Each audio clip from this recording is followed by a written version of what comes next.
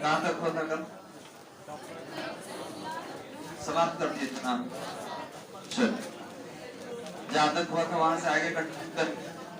बाकी लोग भी ध्यान दें जिनका टेस्ट वगैरह चल रहा था। हम लोग लाइट को खत्म कर दिए। लाइट और ऑप्टिक्स से चैप्टर खत्म हो गया है। और कल 12 तारीख है। कल से सभी बैच में क्लासेस स्टार्ट हो जाएगा आपका। 8 बजे जो है 8 बजे चालू हो जाएगा। 9 बजे अपने समय अनुसार चल ही रहा है। और कल से नया चैप्टर चालू करने वाले हैं जिसका नाम है चैप्टर 1 विद्युत स्थितिकी। आपको बताया गया था कि प्रकाश और प्रकाशिकी आपके लिए इंपॉर्टेंट होता है, आपके सिलेबस में ज्यादा नंबर का क्वेश्चन रहता है। तो पहले इसको हम लोग कंप्लीट कर दिए। अब यहाँ से हम लोग चालू करने वाले हैं। कल से हम लोग चालू करेंगे चैप्टर 1 विद्युत स्थितिकी। तो आज हम लोग कुछ क्वेश्चन का प्रैक्टिस करेंगे related to light and optics. प्रकाश तथा प्रकाशिकी से संबंधित कुछ प्रश्न है जिसको देख लिया जाए जो एग्जाम में ऑलरेडी पूछा गया है। क्लियर है बात? क्योंकि आप इतना दिन पढ़े तो ये मालूम चलना चाहिए कि हमारे एग्जाम में ठीक है हमारे टॉपिक से रिलेटेड क्या पूछा गया है, पहले कौन सा टॉपिक है जो पूछ चुका है। ठीक है, तो उसी से संबंधित क्वेश्चन में क्या कुछ है क्वेश्चन है उसको देखते हैं। आपसे पूछा जाएगा, बताइएगा। चलिए, तो 2011 से 2011 से रिलेटेड इसमें 11 से शायद 21 में क्या हुआ है, तो एक एक करके सब पे बात करेंगे हम लोग विथ एक्सप्लेनेशन। चलिए शोरगुल मत कीजिए आदत। तो स्टार्ट करते हैं। कह रहा है कि म्यू अपवर्तनांक वाले शीशे की पट्टी की लंबाई t का समतुल्यांक निर्वात में पथ की लंबाई है। तो ध्यान देंगे निर्वात में पथ का लंबाई। आप याद कीजिए आपको बताया गया था कि अगर कोई कांच है, ठीक है, और कांच का जो चौड़ाई है t है और इसके पदार्थ का अपवर्तनांक म्यू है, जो पथ का लंबाई था, पथ की लंबाई ये हो जाता था म्यू इंटू टी। याद रखेंगे जब कांच का चौड़ाई या किसी पथ की चौड़ाई दे कि ये टोटल इतना लंबा है और कह दे कि इस पदार्थ का अपवर्तनांक म्यू है, क्योंकि हम बात करेंगे प्रकाश के लिए तो प्रकाश का माध्यम कैसा होना चाहिए, पारदर्शी होना चाहिए, जिसमें सबसे आसान और आसानी से उपलब्ध माध्यम कौन है, कांच है हमारे पास। तो अगर कह दिया कि कांच का चौड़ाई t है और कांच का पदार्थ का अपवर्तनांक म्यू है तो पथ का लंबाई बताइए। तो बताइए जितना लाइट चलेगा यही ना इसका पथ का लंबाई होगा। तो पथ का लंबाई कितना होगा, म्यू इंटू टी। मतलब जितना इसका चौड़ाई है ये तो रहेगा ही, लेकिन अगर अपवर्तनांक मेंशन कर दिया कि हमारे माध्यम का अपवर्तनांक म्यू है तो पथ का लंबाई हो जाता है म्यू इंटू टी। अब देखिए आपके ऑप्शन में कहीं दिया हुआ है, ध्यान देंगे 2 नंबर सेकंड नंबर दिया हुआ है, ठीक है, सेकंड नंबर आपका दिया हुआ है म्यू इंटू टी। तो यहाँ म्यू क्या है बालक, ये सेकंड वाला होगा। म्यू क्या है तो माध्यम का अपवर्तनांक है और टी क्या है तो उस पथ का लंबाई है या उसका जो भी चौड़ाई देगा चौड़ाई हो जाएगा। तो ये हो गया 1 नंबर का। 2 नंबर में पढ़ चुके हैं कि समतल दर्पण का वक्रता त्रिज्या कितना होता है, अनंत होता है। कारण कि वक्रता त्रिज्या किसका होगा, जो सतह वक्र होगा, जो सतह वक्र नहीं है उसका त्रिज्या नहीं होता है, तो अनंत हो जाएगा इसका वक्रता त्रिज्या।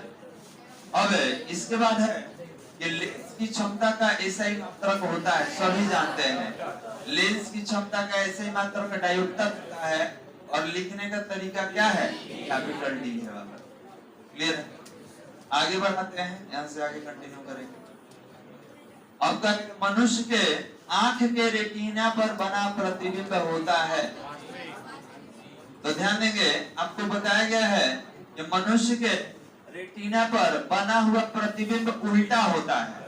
ठीक है, मानव नेत्र के रेटिना पर बना हुआ प्रतिबिंब उल्टा होगा।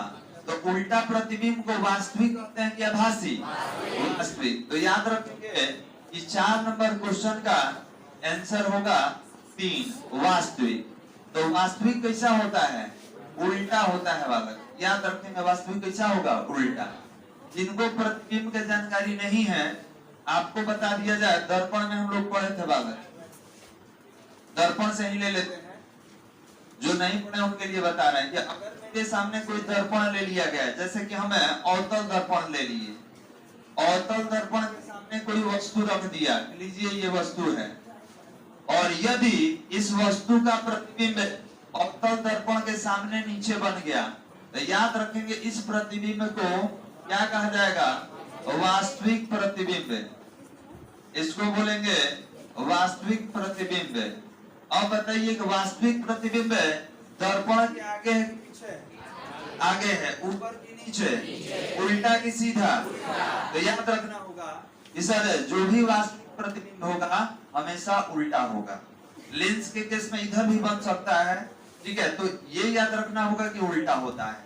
यदि प्रतिबिंब दर्पण के पीछे बन जाए और सीधा बन जाए तो सीधा वाले को आभासी या काल्पनिक प्रतिबिंब कहा जाता है। ये आभासी होगा या काल्पनिक होगा। तो याद रखेंगे आभासी प्रतिबिंब या काल्पनिक प्रतिबिंब कैसा होगा बालक? सीधा होगा। और वास्तविक प्रतिबिंब कैसा होगा? उल्टा।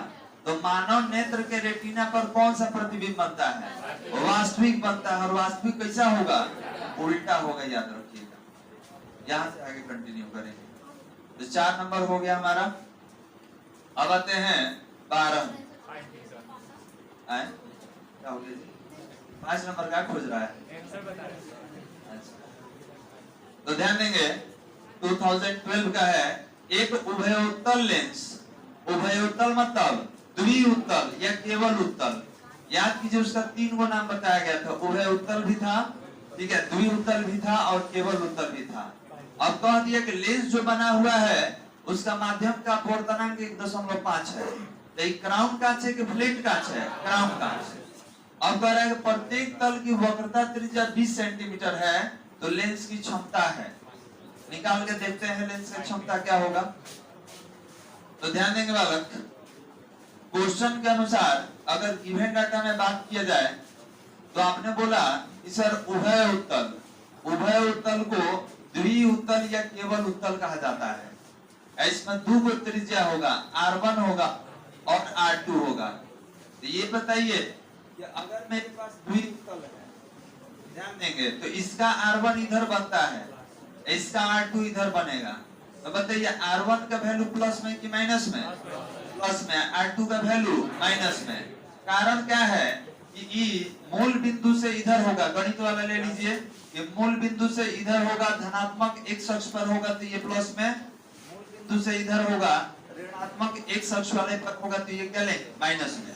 तो याद रखिए R1 का वैल्यू किसमें लेना है? प्लस में। R2 का वैल्यू किसमें लेना है? माइनस में। अभी दोनों कितना दिया हुआ था? 20 सेंटीमीटर। ये भी आपका 20 सेंटीमीटर। डायग्राम हटा दे, क्यों समझाना था कि माइनस और प्लस नहीं हो। चलिए इसको आगे बढ़ाते हैं।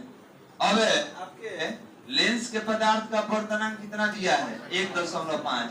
आपसे कह दिया क्षमता बताइए, क्षमता मतलब पावर बताइए।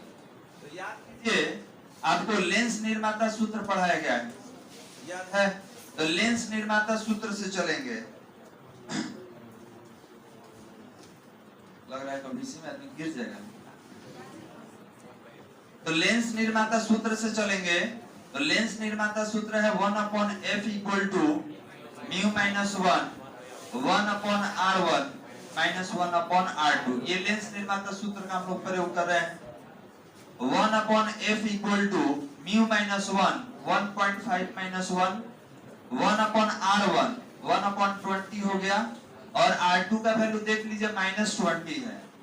1/-20, माइनस माइनस क्या हो जाएगा? प्लस हो जाएगा। तो यहाँ पर लिख सकते हैं कि 1/f = 1.5 में से आप 1 घटा दीजिए तो कितना होगा? 0.5। और 1/r1 20 माइनस माइनस प्लस 1/20। हल कीजिए 1/f, दशमलव हटाइए तो नीचे 10 हो जाएगा। दोनों का जब बेस सेम है तो ये कितना हो जाएगा? 2/20। तब देखिए 5 दूना 10 से 10 कैंसिल। 1/f = 1/20, 1 1 कैंसिल, तो f कितना आ गया? 20। मीटर की सेंटीमीटर? सेंटीमीटर में निकाल लिए। जब सेंटीमीटर में फोकस हो तो तो पावर बताया गया है ये पावर 100/f होता है। ये कब होगा? जब फोकस आपका सेंटीमीटर में हो। तो ये निकाला जाए तो P इक्वल टू 100 ये 20 आया है बालक, तो ये कितना टाइम्स में 5। तो पावर लेंस का कितना आ गया? +5 डायोप्टर। तो प्लस लिखा नहीं जाता है, माइनस लिखा जाता है। अब देखते हैं ऑप्शन में, तो ये आपका 1 नंबर वाला है बालक, ये 1 नंबर वाला आपका सही उत्तर है। तो याद रखेंगे यदि आपका क्राउन ग्लास है और दोनों सतह का त्रिज्या बराबर है 20 सेंटीमीटर, तो इस स्थिति में क्षमता कितना होगा? +5 डायोप्टर। चलिए, तो 1 नंबर पे कितना हुआ? ये पहला 5 डायोप्टर। अब ये भी हल करने वाला है। सेकंड वाला क्या कर रहा है? ये एक आवर्धन ग्लास की, इसको आवर्धक कांच कहा जाता है, यहाँ क होना चाहिए। एक आवर्धक ग्लास जिसकी क्षमता 12 डायोप्टर है का आवर्धन क्षमता है। तो ध्यान देंगे यहाँ पर पावर दे दिया जी, 12 डायोप्टर दिया हुआ है, तो 12 डायोप्टर क्या है? पावर। हमको निकालना क्या है? तो हमको आवर्धन क्षमता निकालना है। ये बताइए क्या आवर्धक ग्लास किसको कहा जाता है? सरल सूक्ष्मदर्शी। याद है आपको पढ़ाए थे, सरल सूक्ष्मदर्शी को आवर्धक कांच या आवर्धक ग्लास कहा जाता है। इसके बारे में आपको बता चुके हैं। अब हमको निकालना क्या है? आवर्धन क्षमता निकालना है। और दिया क्या है? तो पावर दिया है 12 डायोप्टर। अब इसका यूज करके सॉल्व किया जाए।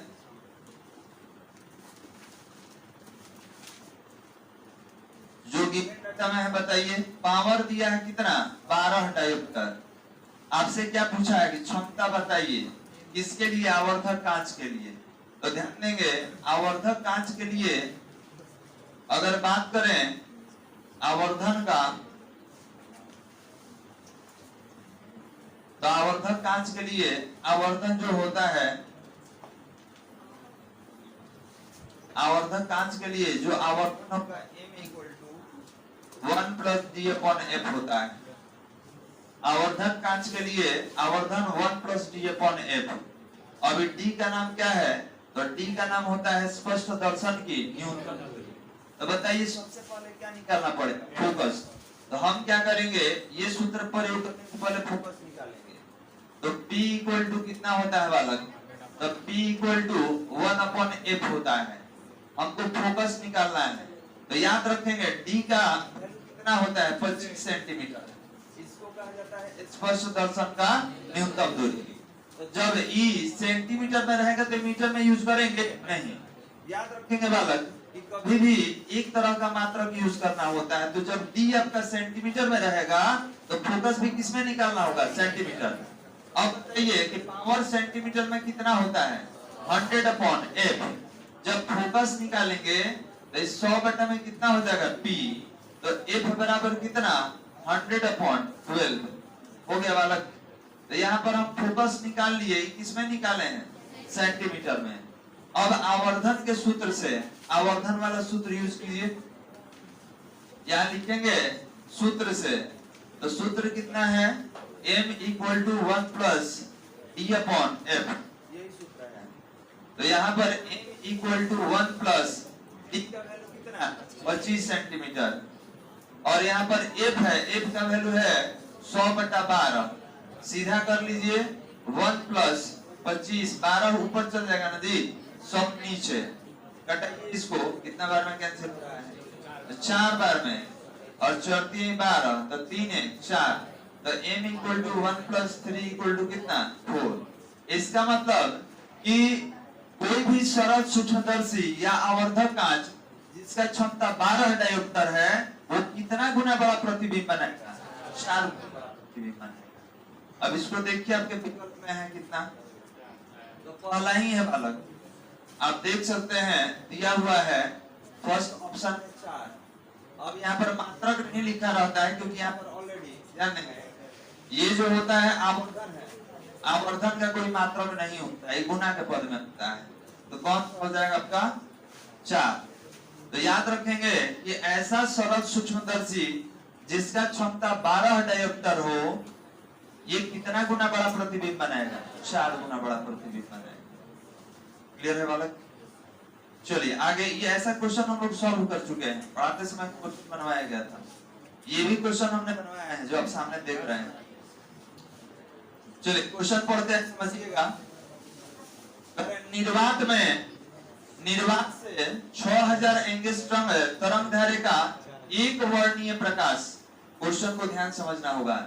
एक वर्णीय मतलब होता है कि ऐसा प्रकाश तरंग जिसका तरंग का लंबाई एक होता है। अब उसको आप तोड़ नहीं सकते हैं, वो एक रंग का होता है। जैसे लाल कोई कह दिया, पीला कह दिया, हरा कह दिया, ये सब एक वर्णीय है।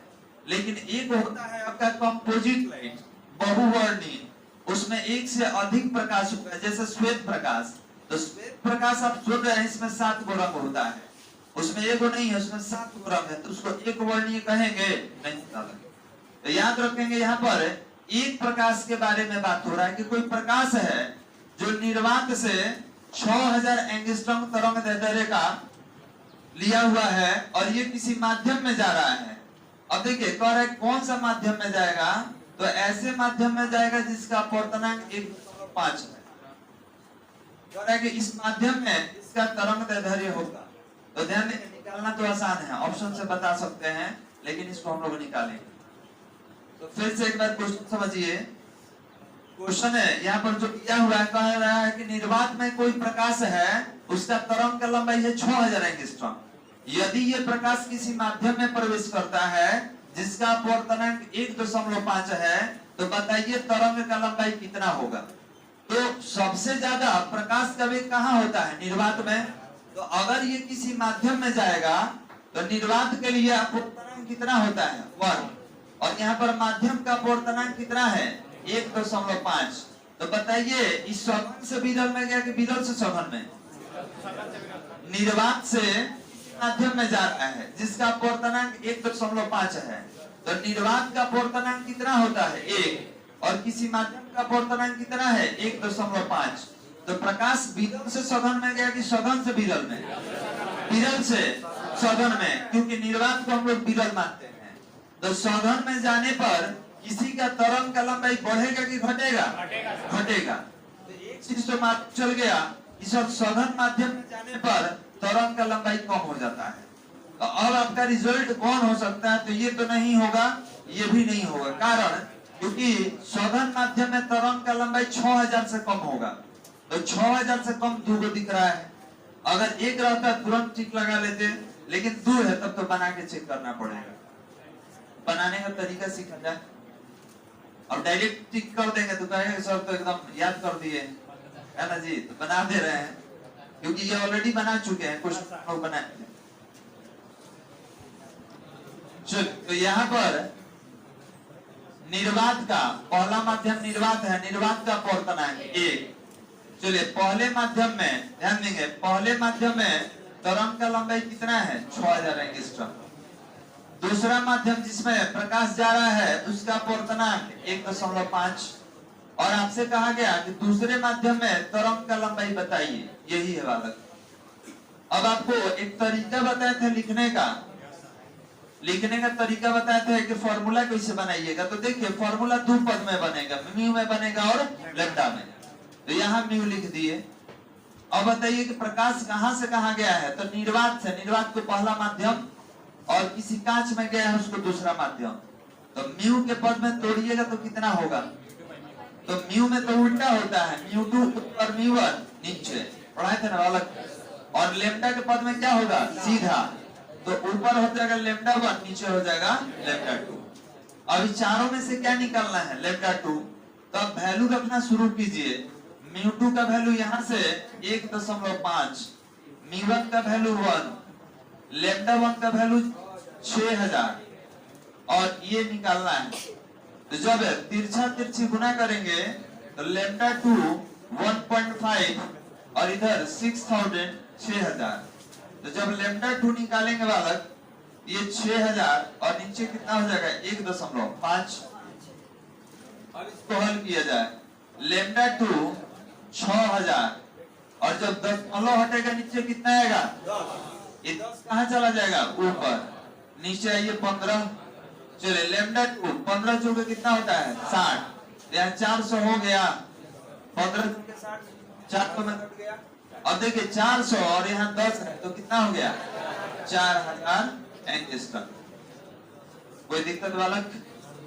अब यहीं पर एक विकल्प रहता, जैसे इसको कर देता 6000 से ज्यादा 6500 कर देता तो तुरंत इस पे टिक लगा लेते, लेकिन यहाँ 6000 से कम दो विकल्प दे दिया तो हमको क्या करना पड़ा, बनाना पड़ा। आगे बढ़ाया जाए, समझ में आ रहा है? तो आप क्या करेंगे, अपने लिखते चलिए पहला का कौन है दूसरा का कौन है, ठीक है, क्योंकि हम यहाँ से आगे बढ़ा देंगे। चलिए अब ये जो है मैचिंग वाला है, जो कि अभी नहीं आ रहा है, नहीं आ रहा है। पहले आता था मैच करने के लिए, फिल इन द ब्लैंक्स वगैरह भी आता था, ठीक है। तो मिलान करना है, तो मिलान करने के लिए आप ही से पूछेंगे, बताइएगा, बताइए बालक, बूस्टर का नियम किससे संबंधित है? बैठ के बताओ ना, बताइए।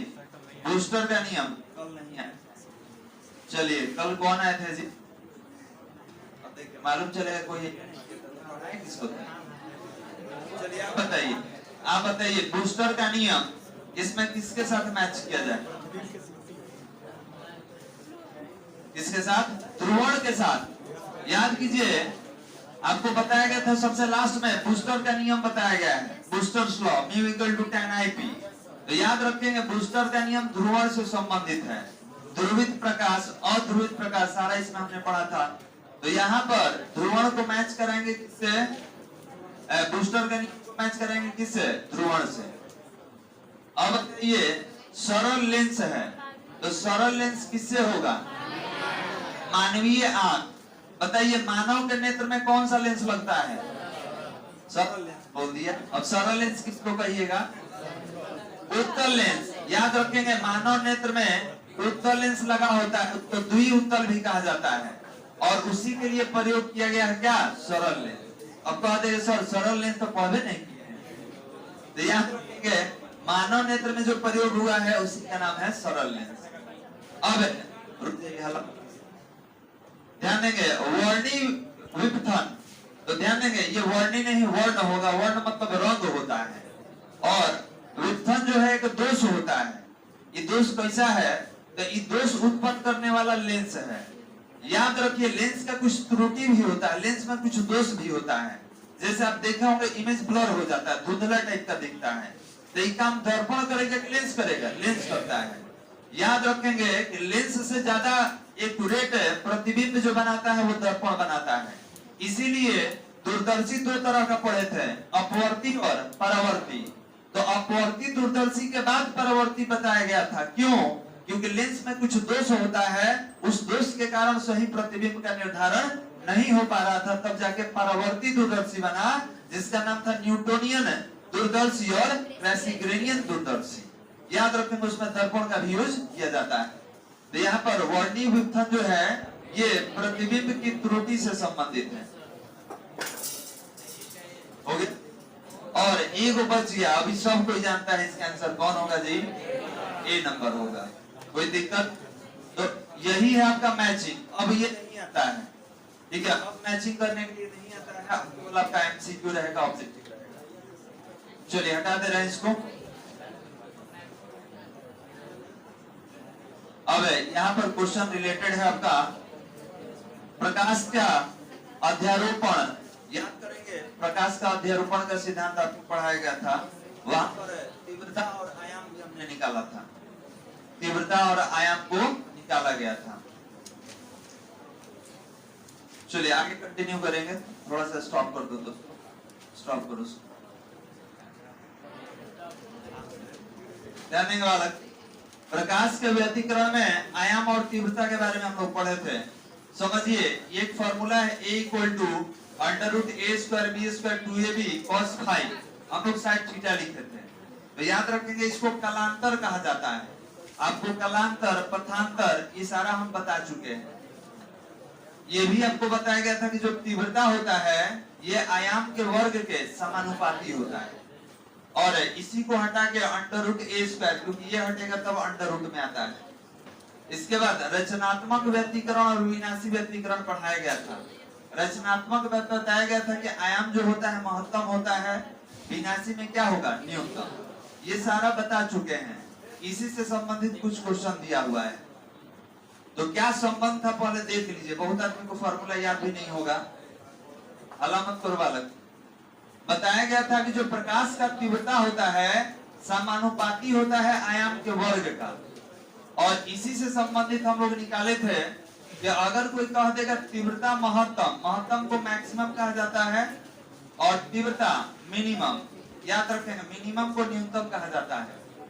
तो निकालने का तरीका क्या था, a प्लस बी का होल स्क्वायर और a माइनस बी का होल स्क्वायर। इसको ये भी बताया गया था कि आप a plus B upon a minus B का होल स्क्वायर लिख सकते हैं। तो याद रखेंगे कि ये जो है ये महत्तम तीव्रता के लिए आयाम है, ये न्यूनतम तीव्रता के लिए आयाम है। अब निकालेंगे इसी से संबंधित। ए क्या है, तो पहले तरंग का आयाम, बी क्या है, दूसरे तरंग का आयाम। अब आते हैं क्वेश्चन में। क्वेश्चन में बालक व्यतिकरण पैटर्न में अधिकतम तथा न्यूनतम का अनुपात। तो याद रखेंगे अधिकतम तथा न्यूनतम तीव्रता का अनुपात है। टाइपिंग कुछ एरर होगा, लेकिन अधिकतम तथा न्यूनतम तीव्रता का अनुपात है। इसमें आपको तीव्रता बताना है। तो तीव्रता बताने के लिए आयाम होना चाहिए। आयाम इसमें दिया हुआ है, सॉरी यहाँ पर तीव्रता दिया हुआ है बालक, इसका मतलब आयाम निकालना है। देखिए इधर कह रहा है कि दो कला संबंध स्रोत जिसका तीव्रता का अनुपात 81:1 है। तो याद रखेंगे तीव्रता अभी बताए थे I1, इसको महत्तम कर दीजिए, इसको न्यूनतम कर देंगे मिनिमम। ये कितना है बालक, तो ये 81 है और ये 1 है। और आप लिखे थे, बात नहीं, आप लिखे थे कि सर ये आयाम के वर्ग के समानुपाती होता है।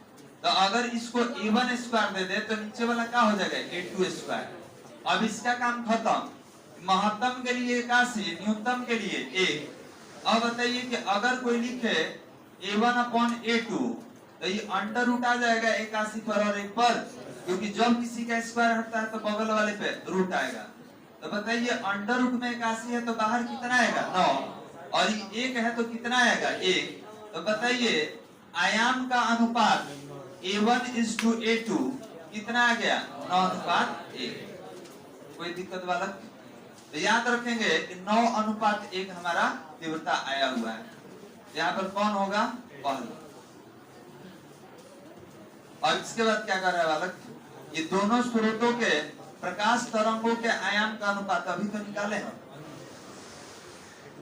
अब देखना पड़ेगा, ध्यान देंगे, दो बार आयाम हो गया, इसमें भी आयाम है, इसमें भी आयाम है। तो क्वेश्चन देखना पड़ेगा कि पूछा क्या था, क्योंकि अगर तीव्रता तो ऑलरेडी दिया हुआ है यहाँ पर। अगर तीव्रता होगा तो याद रखिएगा यही आंसर हो जाएगा। क्वेश्चन में हम आंसर नहीं है कि न्यूनतम अधिकतम क्या निकालना है। तो अगर न्यूनतम तीव्रता अधिकतम कह देगा तब यही आंसर हो जाएगा। लेकिन आयाम पूछेगा महत्तम और न्यूनतम, तो कौन होगा, 9:1। यहाँ पर निकाल दिए, निकालने का एक तरीका है। अब यहाँ कह रहा है कि महत्तम तीव्रता के लिए cos फाई का मान बताइए। तो ये बताइए कि cos कितना पर महत्तम होता है, 0 डिग्री पर। आपको बताया गया था कि cos कितना डिग्री पर महत्तम होगा, 0 पर। तो लिखने का तरीका देख लिया जाए। ये वाला समझ में आ गया, ऊपर वाला ये बना दे अलग से। चलिए देखिए, I महत्तम और I न्यूनतम,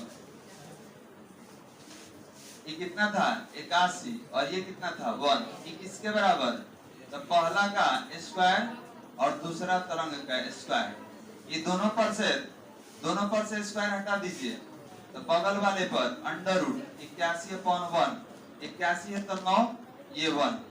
अब बताइए पहला तरंग का आयाम और दूसरा तरंग का आयाम का अनुपात कितना है, 9:1, जो कि अभी हम लोग निकाले थे।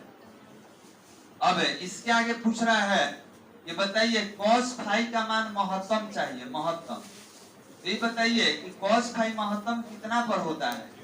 तो cos फाई, ध्यान देंगे, बोला जाए cos फाई, तो cos में महत्तम वैल्यू कितना होगा, 1।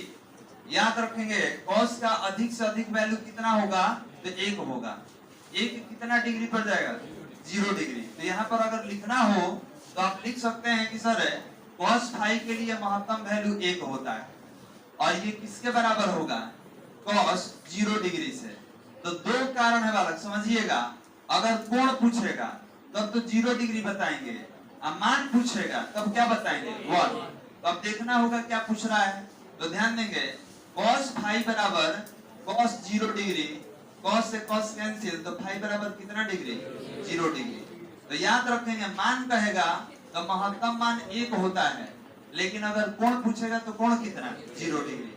अब देख लिया जाए cos फाई का मान है तो याद रखेंगे cos फाई का मान कितना होगा +1। कोण नहीं पूछा है, जब कोण रहता तो cos नहीं रहता, खाली कहता है कोण बताइए, लेकिन कह रहा है कि cos फाई का मान बताइए। तो याद रखेंगे cos फाई का महत्तम मान कितना होगा 1 होगा +1। अगर कोण में पूछता केवल फाई पूछता तो कितना डिग्री 0 डिग्री होगा। आगे बढ़ाते हैं और है जी हाँ 2030, इसमें 2 ही क्वेश्चन दिख रहा है। अब ध्यान देंगे एक्चुअल क्वेश्चन ये थोड़ा अलग है, क्वेश्चन हमको याद है बता दे रहे हैं।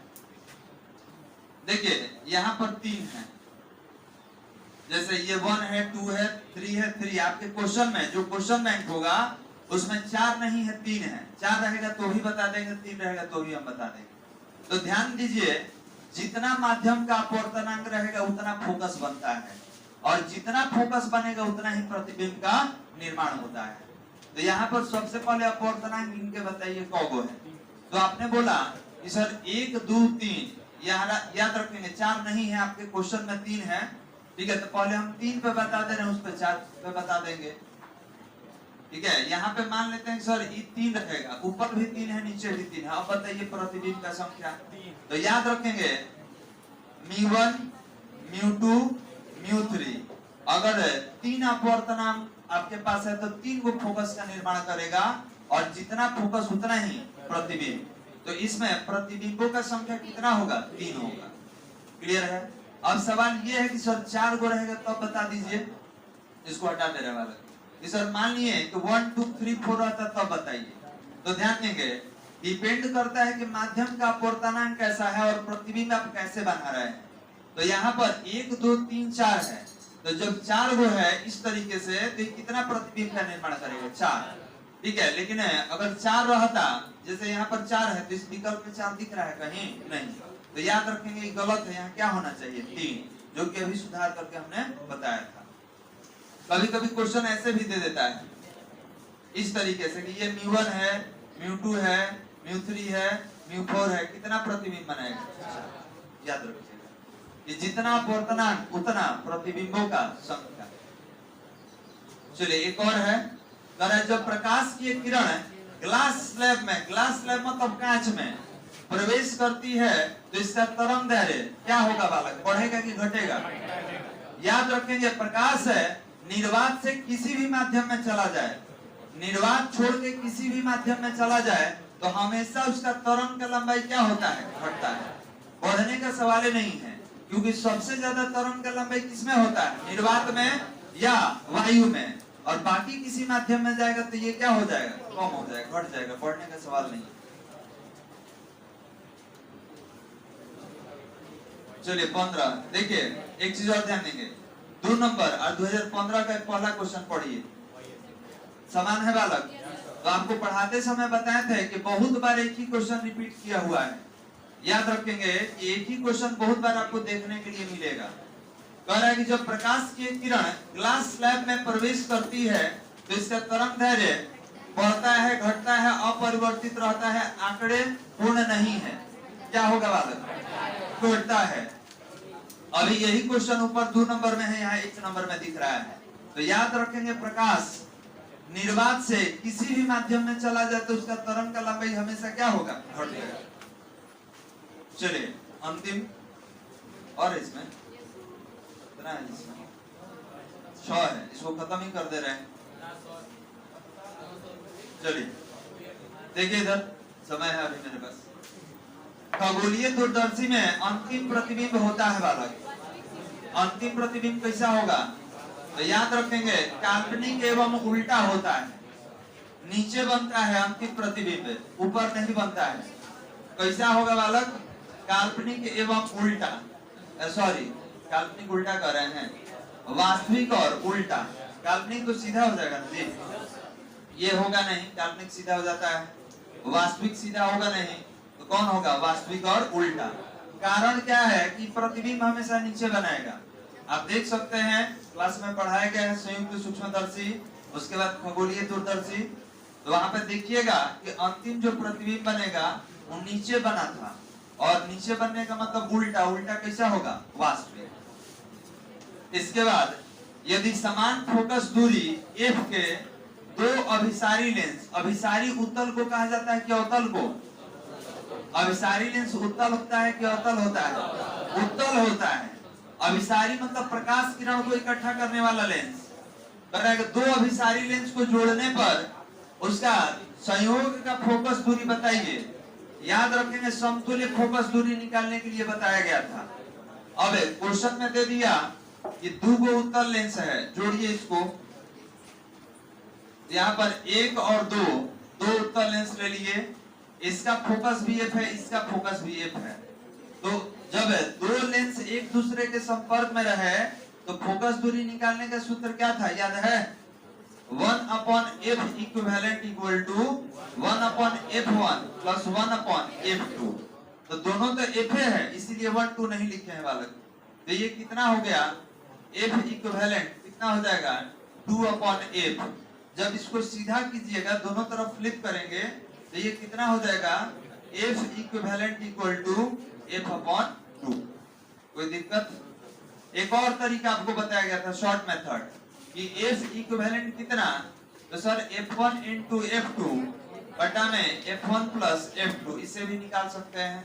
तो f1 भी f है, f2 भी f है, और f प्लस f, तो कितना हो गया? f square upon 2f। तो एक f से एक f कैंसिल करा दीजिए, तो f इक्विवेलेंट कितना हो जाएगा? f/2। ये दो तरीका है बालक।